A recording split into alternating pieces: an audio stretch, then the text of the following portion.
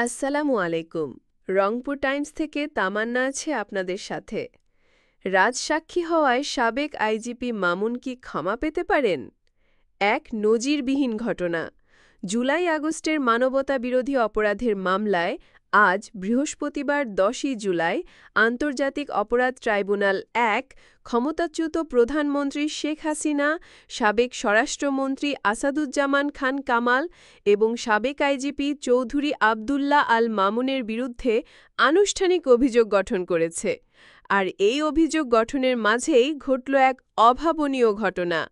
চলুন জেনে নেই বিস্তারিত। আজ আদালতে নিজের দোষ স্বীকার করে রাজসাক্ষী হওয়ার আবেদন করেন সাবেক আইজিপি চৌধুরী আবদুল্লাহ আল মামুন। আদালত তার এই আবেদন মঞ্জুরও করেছেন। আদালতে পুলিশের সাবেক এই প্রধান বলেছেন, মামলার সঙ্গে সম্পর্কিত আমার জ্ঞানের মধ্যে থাকা সমস্ত পরিস্থিতির বিস্তারিত ও সত্য ঘটনা স্বেচ্ছায় প্রকাশ করতে ইচ্ছুক। জুলাই-আগস্টে আন্দোলন চলাকালে যেসব অপরাধ সংঘটিত হয়েছে তার বিস্তারিত বিবরণ আমি আদালতে তুলে ধরতে চাই। রহস্য উন্মোচনে আদালতকে সহায়তা করতে চাই। আন্তর্জাতিক অপরাধ ট্রাইব্যুনালের চিফ প্রসিকিউটর তাজুল ইসলাম জানিয়েছেন, কোনো আসামি দায় স্বীকার করে এ ধরনের স্বীকারোক্তি দিলে তাকে রাজসাক্ষী হিসেবে বিবেচনা করা হয়। সেই হিসেবে সাবেক আইজিপিকে এ মামলায় রাজসাক্ষী হিসেবে ধরা হচ্ছে। তিনি আরও বলেন, সাবেক এই আইজিপি তার দোষ স্বীকার করেছেন এবং তিনি বলেছেন, জুলাই-আগস্টে হওয়া হত্যাকাণ্ডের রাজসাক্ষী হয়ে তিনি আদালতকে সকল তথ্য দিতে চান এবং সত্যতা উদ্ঘাটনে সহায়তা করবেন। রাজসাক্ষী ঘোষণার পর চৌধুরী আবদুল্লাহ আল মামুনের নিরাপত্তা নিশ্চিত করতে আদালতে আবেদন করেন তার আইনজীবী।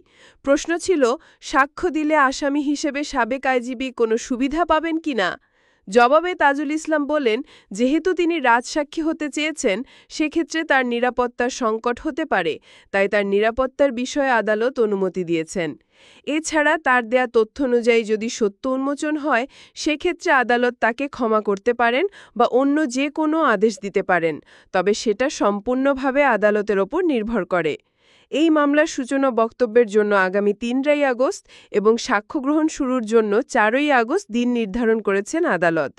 এই হত্যা মামলায় গত বছর নভেম্বরে নিম্ন আদালতেও ১৬৪ ধারায় জবানবন্দি দিয়েছিলেন সাবেক আইজিপি চৌধুরী আবদুল্লাহ আল মামুন।